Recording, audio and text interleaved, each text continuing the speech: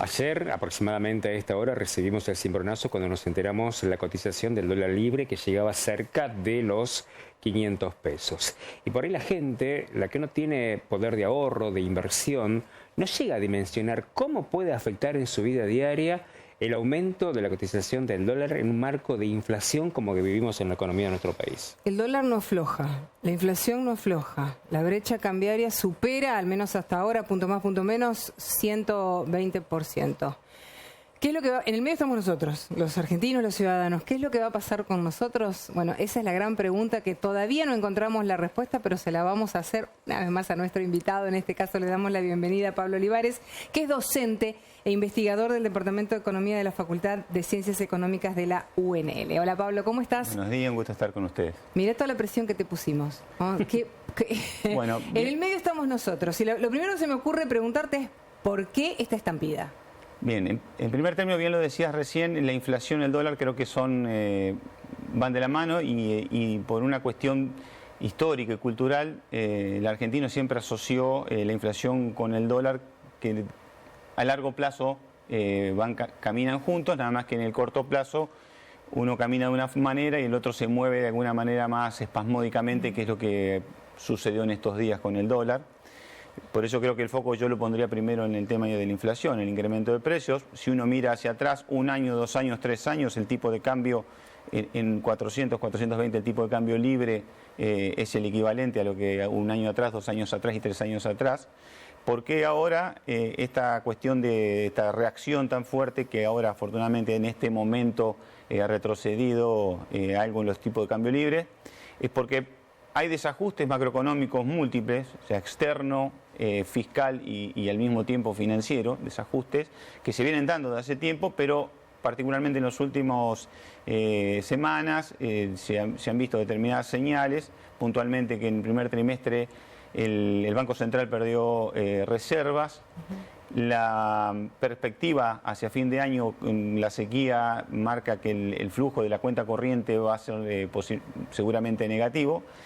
Entonces lo que se avisó era que el poder de fuego, que es lo que uno ante estas situaciones siempre mira, el poder de fuego del gobierno y la autoridad monetaria como el Banco Central, disminuye. Entonces cuando se ve la posibilidad que ese poder de fuego de controlar esas variables es menor, genera estas reacciones. De todos modos, vimos ayer una reacción muy fuerte en los tipos de cambio libre. Prefiero hablar del tipo de cambio libre porque a veces cuando se habla del informal, que es el blue, uno prefiere dejarlo a un costado porque es un tipo de cambio es un mercado muy pequeño, muy playo, por lo cual cualquier movimiento, digamos, genera olas muy significativas. Prefiero a veces los dólares libres que son de mercados regulados, como es el MEP o el contado con liquidación, que son regulados por el propio Estado, que han reaccionado, ahora se han estabilizado un poco más hacia abajo, pero de alguna manera muestran la percepción de los agentes económicos ante estos desajustes en los 3 sectores importantes de la economía, el externo, el fiscal y el monetario, que ven a un gobierno con menores herramientas de poder de fuego. Creo que el día de ayer el gobierno trató de mostrar alguna capacidad de reacción. La foto del Fondo Monetario diciendo que estaba dispuesto a revisar, a sentarse a revisar los términos del programa y la habilitación del swap con China para la posibilidad que ciertas importaciones que no estaban, es otra señal, que había muchas importaciones pendientes de autorizar que se iban acumulando o importaciones hechas pendientes de liquidar. Para habilitar ese camino, descomprimir parcialmente, son señales que en otros tiempos, con crisis también de este tipo que tuvo Argentina, no hubo señales de ciertos sectores del exterior de no querer sumar presiones sino colaborar. Entonces en eso creo que no puede el gobierno plantear que ciertos sectores, por lo menos del establishment internacional, no le están colaborando. Dando una manito. Pero Pablo, las condiciones que está poniendo el Fondo Monetario Internacional de revisar el plan, a los ciudadanos nos va a llevar mucho tiempo porque en el medio está un cambio de gobierno y por ahí se mira. Lo que sucedió ayer se parece cuando hay una situación, un paciente en una situación crítica. Entonces, lo que se está actuando en estos días es tratar de una estabilización y por lo tanto las discusiones de fondo es una ventana de tiempo que se tendrá que abrir ahora, seguramente. De todos modos, en el día a día, la actividad económica se resiente de alguna forma, no hay cadena productiva que no tenga incorporación dentro de esa cadena productiva productos importados. Por lo tanto, en cualquier parte de la cadena hay un producto importado que hoy no está tiene problema de abastecimiento. Entonces, en la cadena, ante esta reacción, ¿por qué la mirada a veces en el tipo de cambio? Porque siempre se asocia el tipo de cambio con la variación del tipo de cambio con inflación. Y la inflación se conoce con un mes de retraso, mientras que el tipo de cambio es una señal que uno tiene día a día. Entonces, generalmente suele asociarse que cuando se desestabiliza el tipo de cambio, alguna cuestión por las variables monetarias puede acontecer. Y Argentina desde hace muchos años, décadas, es una economía bimonetaria. ¿Qué significa?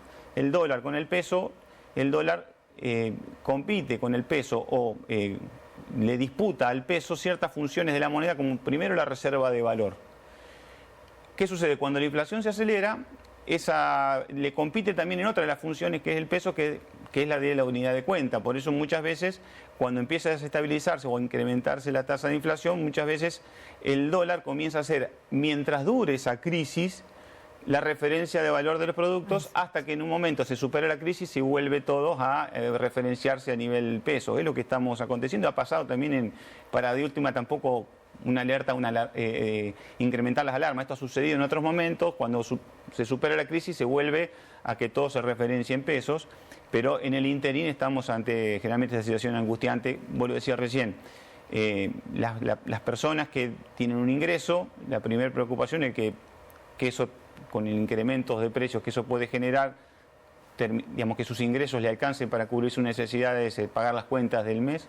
Y para el que tiene una capacidad de ahorro, también la preocupación, además, que le quede menos ahorro, sino que al mismo tiempo donde ese ahorro está más a resguardo de perder ese valor. Entonces, todo esto es lo que se acrecienta. Y bueno, vemos que lo que primero se presta atención es en la cadena comercial y en la cadena productiva, qué es lo que acontece. Ahí vamos, ¿no? Son historias un poco de angustia, de preocupación, como decías vos, pero también de especulación. No sé si ha pasado en Santa Fe, pero ayer muchos canales de televisión, digamos, a nivel nacional, lo que mostraban era remarcación de precios a la mañana, a la tarde y demás.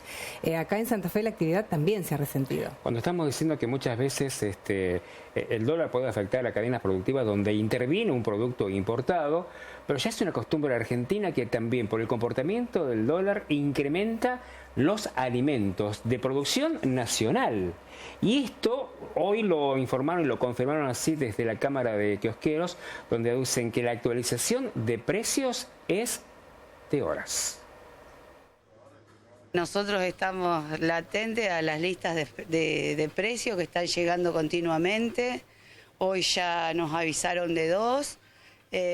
Bueno, esto es así. Lamentablemente se mueve el dólar y mueven todos los precios. Las listas señalan, llegan con incrementos importantes, sobre todo en los rubros snacks y bebidas gaseosas. A la hora de lidiar con precios y aumentos, kiosqueros y comerciantes de pequeños negocios se llevan todos los laureles. Ahora nos están diciendo que es un 8 o un 10%, pero hay productos que ya llevan un 80 o un 70% desde lo que va del año. ¿Por ejemplo? Y por ejemplo las bebidas, los snacks, las galletas, todo eso ya lleva prácticamente un 80% desde que inició el 2023. ¿Cómo se hace para planificar entonces el día a día? La verdad que es complicado y si no estás bien ubicado, bien parado, se te complica mucho más. Pero bueno, nosotros tratamos como Cámara de hacer acciones y tratar de comprar en conjunto para que los precios no sean tan altos y poder tener un poco más de rentabilidad. ¿Hay marcas que están retaseando el abastecimiento? Sí, por supuesto. La Arcor, la empresa líder, no tiene nada. O sea que no sabemos si es que lo está guardando o si prácticamente no tiene producción. ¿Cómo es esto? No tiene nada, una empresa tan grande y líder. Bueno, es la que más abastece a un kiosco porque tiene desde la golosina, ¿no es cierto?, el chicle, el caramelo masticable, chocolate, pasa por productos de comestibles, desde fideo, desde tomate, galletas, o sea, todo lo que abastece un kiosco, y lamentablemente ellos no tienen nada, no tienen pastillas, no tienen caramelos. La semana pasada creo que no tenían menta cristal, que es el caramelo tradicional de menta que se vende en un kiosco, no lo tenían. Bueno, es complicado. ¿Esto comenzó a ocurrir con la movida del dólar? No, el faltante de mercadería es prácticamente desde el principio de año. Arcor hace bastante que no tiene. La otra empresa de bebida grande también no tiene mercadería, o sea, de 25 productos que tiene, no tiene los sabores, todos los tamaños, así que hay un faltante importante. Hay productos que de pronto aumentan de una semana para la otra. Todo lo que tiene que ver con panificación. Hace más de 20 días que está subiendo de a poquito la panificación y eso hace que haya que correr algunos numeritos. ¿Hay quejas o como una resignación por parte del comprador? Yo creo que es más resignación que queja, porque ya estamos acostumbrados. Recién vino una señora mayor a cargar y dice, nosotros ya pasamos por esto no sé cuántas veces. Y bueno, salimos. Vamos a ver qué pasa ahora. ¿Las ventas bajan en este tipo de situaciones de muchas subas, y sí, se estancan un poco. Y sí, se estancan un poco porque la gente está con la incertidumbre de que no sabe qué hacer, si gastar o no gastar. Si esto pasa en los kioscos, más notable todavía es en los supermercados, donde en las góndolas hay carteles que te indican límite de compra. 2 botellas de aceite o 2 de yerba por consumidor, hace tiempo ya, por familia. Y la consulta es, si el dólar está de alguna manera incidiendo en la formación de precios de productos alimenticios, Pablo, ¿qué herramientas le queda al Estado en este mercado bursátil tan cambiario por el dólar para controlar precios que no afecten esta situación en lo inmediato, en la canasta familiar? A ver, la cuestión de controlar ante una situación de este tipo, creo que en el fondo las herramientas que tiene el Estado es tratar de estabilizar el nivel de precio. Una verdad de perogrullo, pero creo que es la única y la más potente. Después los demás son paliativos. Creo que lo que es en control de precio, por supuesto que a veces ver ciertas situaciones puntuales que pueden llegar a ser, digamos, por fuera de lo que vendría a ser la lealtad comercial. Creo que ahí siempre, digamos, el Estado debe estar presente, pero lo fundamental son los equilibrios macroeconómicos. Sin equilibrios macroeconómicos puntualmente que desencadenen una estabilidad a nivel de precios, es muy difícil que se pueda controlar una economía economía de mercado o capitalista es descentralizada.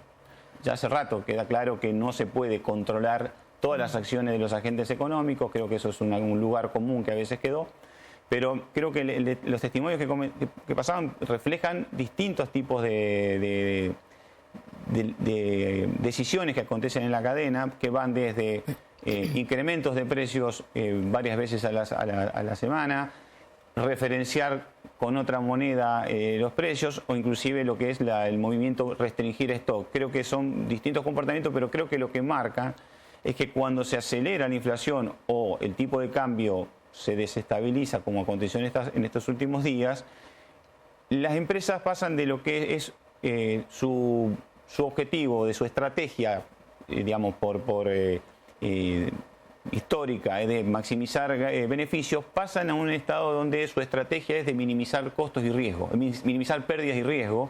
Entonces adoptan este tipo de decisiones. El problema es que estas decisiones no todas se encuentran en las mismas condiciones de hacerlo. ¿Por qué? Porque también hay que reconocer que hay distintos poderes de mercado a lo largo de la cadena y los sectores minoristas, sobre todo los de menor peso, son los que menos capacidades tienen para poder absorber. Son tomadores de precios y al mismo tiempo se encuentran con una demanda, como lo decía recién el testimonio que exhibieron, que tampoco al comerciante le gusta subir el precio de por sí porque le caen las ventas, porque se encuentra con algo que en la facultad enseñamos elemental en economía, que es la demanda, la curva de demanda, que digamos es una función del precio. Cuando aumenta el precio caen las cantidades que se venden, con lo cual tampoco es algo agradable, sobre todo el sector minorista, aumentar precios.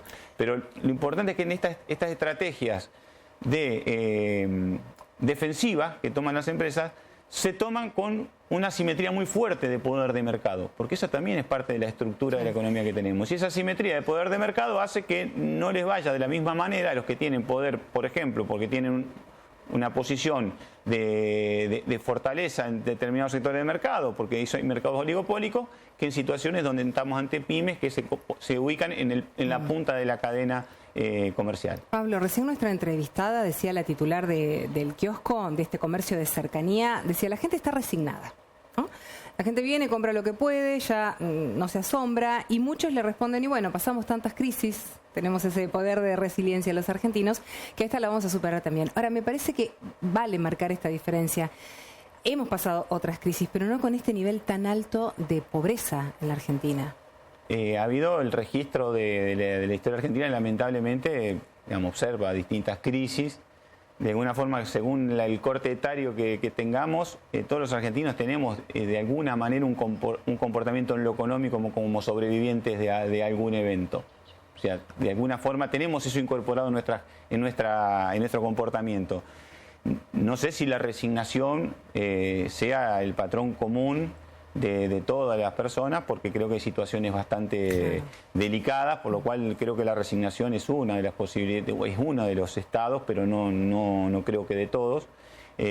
Lo que sí es cierto que hay una caída a veces del ingreso disponible, porque evidentemente aumentan los precios con ingresos que se actualizan con una frecuencia que no es mensual. También hay una caída del ingreso disponible, y eso tiene que ver con la inmediatez de la vida cotidiana, ya no decisiones de ahorro o no ahorro, sino decisiones de posibilidades de consumo. Exacto. Pablo, la Día a día. última. Estamos a minutos de conocer finalmente cómo cierra el mercado y la cotización del dólar de hoy. ¿Qué herramienta le queda hoy al Estado para que no ocurra lo de ayer, una corrida cambiaria de esta manera? ¿Y cuál es el consejo de qué tiene que hacer la gente en esta situación? Bueno, respecto de lo primero, creo que el Estado, lo primero, más que el Estado, el gobierno, creo que tiene un esfuerzo de cohesión, porque en los últimos días lo que ha sucedido es que un propio sector de la coalición de gobierno ha trascendido negociaciones del ministro con el Fondo Monetario y que habían sido infructuosas, con lo cual de la propia coalición de gobierno ha generado cierta parte de esta situación de inestabilidad, por lo cual la primera herramienta es, digamos, un gobierno con cohesión interna. Creo que herramientas está bien que se busquen en organismos, en apoyos externos para que colaboren, sobre todo la estabilidad del tipo de cambio. La sequía es una realidad y eso está de alguna forma administrar. A ver, hoy estamos con divisas, para tener una idea, es como un comedor lleno. Cuando el comedor está lleno, uno ingresa recién cuando se desocupa una mesa. Así están las reservas argentinas, es decir, solamente se habilitan importaciones cuando se logra exportar algo, para llevarlo a un ejemplo concreto, con lo cual creo que de alguna forma llegar a un acuerdo donde permita transitar las próximas semanas o meses con una cierta cohesión dentro del gobierno, creo que es algo que aportaría. Y respecto de la gente, bueno, en esta cuestión casi como que queda ante una situación donde juega en el contexto que le toca, y básicamente es tratar de adoptar sus decisiones de consumo mientras dure esta crisis, mirando la menor manera en que le impacten su salario real, es decir, desde de reanalizar su consumo hasta también mirar distintas variantes, porque se amplía la dispersión de precios de un mismo producto, por lo que hablábamos recién. Entonces, es un esfuerzo adicional, pero es un esfuerzo al fin de que hay que hacer para tratar de lograr que la canasta de consumo del mes se pueda adquirir al menor costo que existen las distintas variantes que encuentra en el mercado. Es lo que le queda, es lo que le queda a la gente. Y al que tiene una capacidad pequeña de ahorro, tratar de, digamos, apuntar a distintas variantes de educación financiera, que es otra cuestión, materia pendiente también en Argentina, para tratar de que esos ahorros no vuelvan a suceder como en otros tiempos, que también el ahorrista pierde ante estas situaciones de tipo de cambio de la inflación y que los pueda tener mejor protegidos. Bregamos por la educación financiera desde la primaria, ¿no? Deberíamos tenerla como materia también. Bueno, Pablo Olivares, muchísimas gracias. Muchísimas gracias a usted. Por tu tiempo y por todas tus explicaciones. Mucho gusto, la verdad. Gracias. Hasta la próxima.